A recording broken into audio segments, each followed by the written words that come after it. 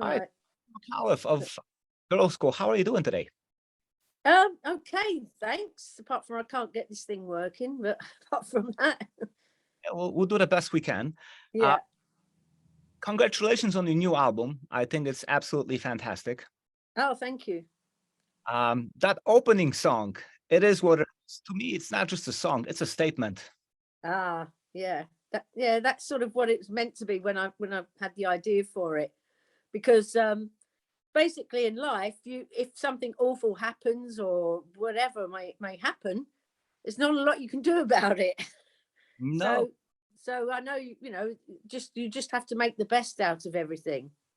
And so basically it is what it says. It is what it is. So what you going to do about it? You can either do nothing or you can do something to make it better. So yeah, it was a statement, definitely. And it's pretty much kind of something that kept you going throughout all these years, isn't it? Yeah, I mean, basically it's something that you say that all the time. We say, oh well, it is what it is. So I suddenly thought, hang on a minute, that could be quite a catchy tune, that. So yeah, that's sort of where it comes from. Um, Are You Ready, which is your leading track of the album. It's a very Yeah. explosive song. Tell me about the creation of that song. Well, basically, I wrote that with Joe Stump, the guitarist of Alcatraz. Oh well, he's a guitarist in his own right, um, and obviously we've toured with them quite a few times now, so got to know each other really well. And when obviously we had to get this album together, it was pretty much like, oh blimey, we've only got a certain amount of time. We've got to get all these songs together. And of course, he's so brilliant. I just said to him, "Oh, come on, Joe." I said, "Go, give us a couple of riffs, see what you can do." He said, "All right, I'll see what I can come up with." And so when he got back from tour, he sent me over, some, riffs and bits and pieces and everything. And so just put it all together and we made a song out of it. So, and I love it, yeah. And then of course we did it all remotely. He then recorded his bits over there and sent them to the studio, and yeah. WT-45 is a heavy sounding album. Yeah. After 5 years, you show no signs of mellowing out. Tell me the spirit within Girlschool. Yeah. Well, I mean, that's the thing. Knowing that we were going to do this album and thinking it possibly might be our last one, because it took us 8 years to do this one. So if it takes us another 8 years, that means we'll be in our 70s or whatever. Well, so I can't see that happening. But I just sort of thought, well, and of course it's been 8 years since our last one. And I just really wanted to make sure it was going to be our heaviest one we've done in a long time, So we were consciously, well, I mean, and make it most rock and roll thing we've done as well. Because as Lemmy always said, we're Motorhead and we're a rock and roll band. I mean, that's what we've always stood by as well. We'll get to that. Now, every song on the album rocks hard. What kind of a quality control procedure did you apply when selecting these songs? Well, they got to rock hard. I think that's pretty good, that. Yeah. Yeah, we just wanted to make it really, really heavy rock and really energetic and, and hopefully good, catchy sort of, things to sing along to. And have a bit of fun with. Yeah, that title is a bit of fun. Quick, care to explain what that really means? Well, I can't. Can I swear? Not Yeah. that I swear normally, anyway. But yeah, basically, we've said it so many times over the years. Like, what the, what the, whoever, FUCK. So it's something that's always been said. So now, of course, when we were just in the studio trying to think of a title. And then I think we said, 45 years. What the effing word? 45 years. Where did that go, sort of thing? And then Jackie just went, what the 45? We were like, yes, that's it. So after 45 years of being a band, the rest of the world is finally catching up to what you're trying to do. Well, it's taken a while, hasn't it? Yeah. Well, I don't know, because obviously every time we say 45, I find it quite hard to believe, really. So I mean, I'm the worst thing with dates and times and stuff, because time just flies by so quick for me that, I mean, it's scary, really. But all I can say is we've obviously been having a really good time the last 45 years because it's gone bloody quick. Yeah. Denise and you are the two lifetime members of Girlschool. Yeah. Describe your dynamic. Well, we're just best mates. In fact, because we've all moved to different places away from London, me and Denise are still like near each other up here, even though we're up near on the East Coast, we're like near Colchester and stuff. She's only about 5 miles down the road now. So whereas Jackie's in Leeds, Tracy's in Spain, there's me and Denise still together up here, only living about 5 miles away from each other. So we just can't get away from each other. And how would you describe the revolving lineup around the two of you? Well, I mean, people say that we've had loads of lineups. I think for 45 years, I don't think it's been that many. And obviously, you know, people have come and gone. So they've been the same people, but have come in and gone out again. So yeah, it hasn't been that bad, I don't think, after all that time. I mean, people just kind of do their tenure, then they come back and do a little bit more. And Yeah, exactly. Yeah. And then, of course, poor Kelly. I mean, the thing is, obviously, she came back and it was lovely having her back. But then, sadly, of course, she got ill. And, you know, so we lost her. So that was sad. Bring to the question about her. I mean, she is one member who will not be celebrating the 45 years. Yeah. And what memories do you have of her? Well, so we still talk about her all the time. In fact, I've still got her ashes upstairs. Got some of her ashes, so she's here all the time. We actually shook her ashes on the Legacy album as percussion, which our producer at the time thought it was the strangest thing he'd ever recorded. So she was on there making a ghost appearance, so which she would have loved. So yeah, she's still with us. Well, she'll make a little appearance in this interview. Here's a photo that I got like 30 years ago when I met you guys. Oh wow! Not in it, but Kelly's in it. Yeah, look at Kelly there. Oh, and Tracy. Yeah. Oh, look at Denise. Oh wow. Yeah. Yeah, that's you in the white. I take it. Yes. Yeah, that's a good photo. That was taken actually at a place called Thirsty Way on River Grove. Oh right. Where's that? I don't even know where that is. That's a suburb of Chicago. The place is no longer out there, but you did play at one point. Early 90s, 92 maybe, 93. Right. Oh right. Yeah, I remember we played Chicago quite a few times. It's always been brilliant. Yeah.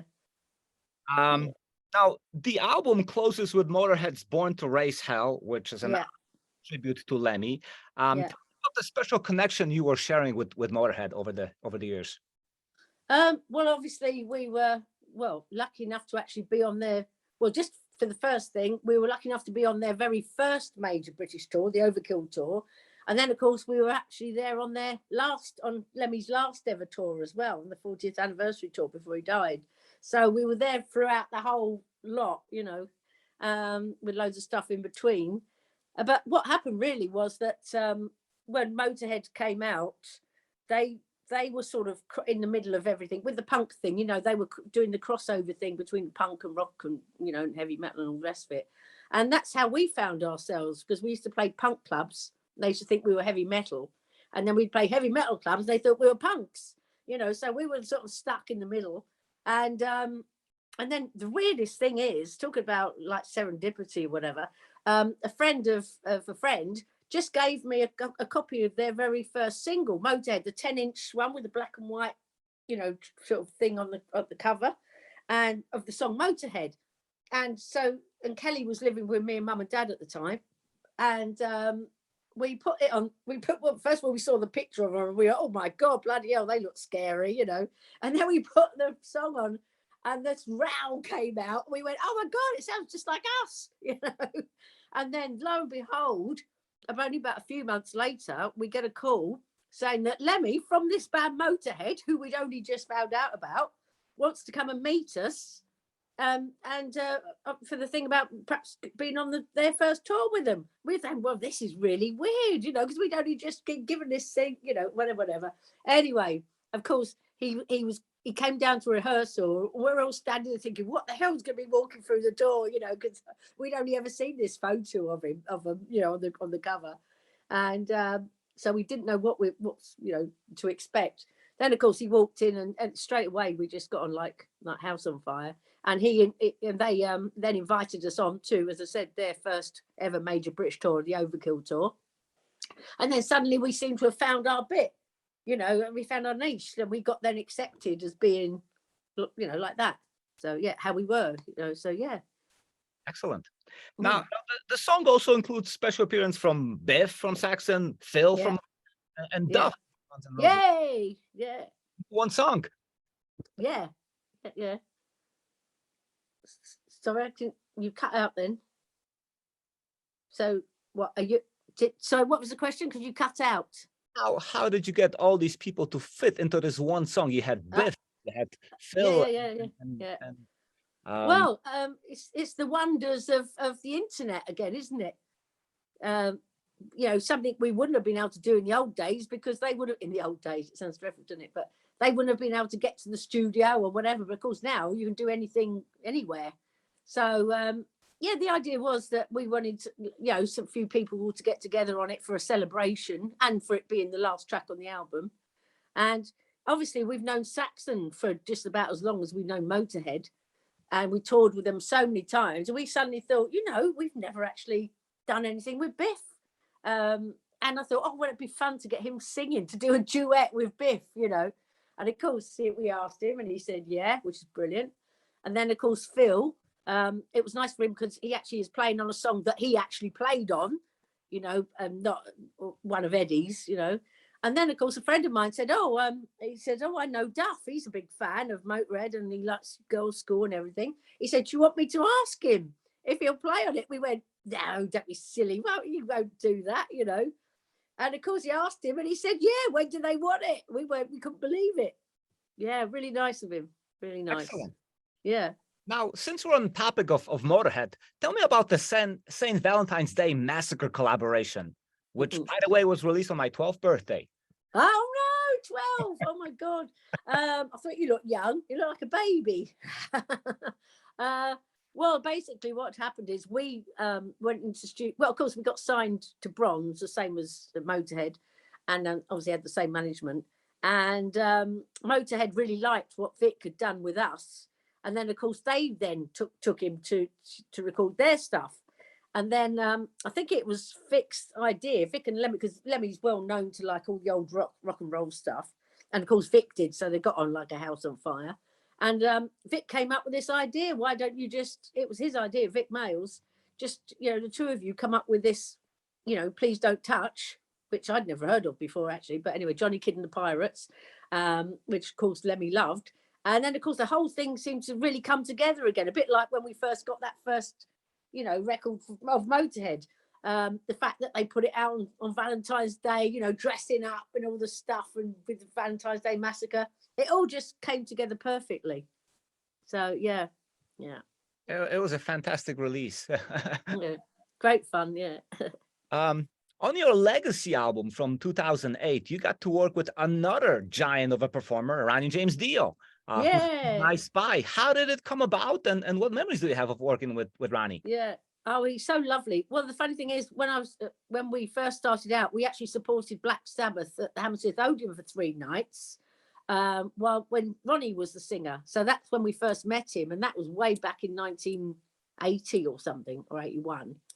And we'd sort of bumped into him over the years. And then a good friend of ours, Simon Wright, this drummer who drummed with AC/DC and everything, and became Ronnie's drummer. Every time they played, of course, we'd go and see them. And so we kept in touch. And then when we were doing this album Legacy, again, we just thought, oh, well, let's try and see who would like to play just for a bit of fun, So again, like Simon said, oh, I'll ask Ronnie if you want, if he'll sing on it. So we thought, oh, he might just do a verse or something. He sang the whole bloody thing, so it was like amazing. And then, of course, Tony Iommi, he I think for a bit of laugh, said, I'll see if Tony will play a bit on it. And he went, yeah, of course. So then he ended up playing on it as well. So, yeah, because we've known Black Sabbath all throughout a few of their lineups and all over the years. So, really lovely bloke. Tony Iommi, lovely bloke, and Ronnie was as well, So, yeah, that's sort of how it happened. Yeah. Excellent. I mean, it's a great track, and probably the people know that it actually really happened. It's working. Yeah, I know. Yeah.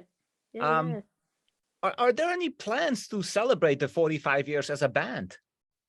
I know it seems a bit weird time because we've just did this massive tour last year, Europe tour, and then we did the tour, a small tour earlier this year. And so no, probably not until early next year. So of course it's not gonna be what the 45 anymore, it'll be what the 46 this week and next weekend.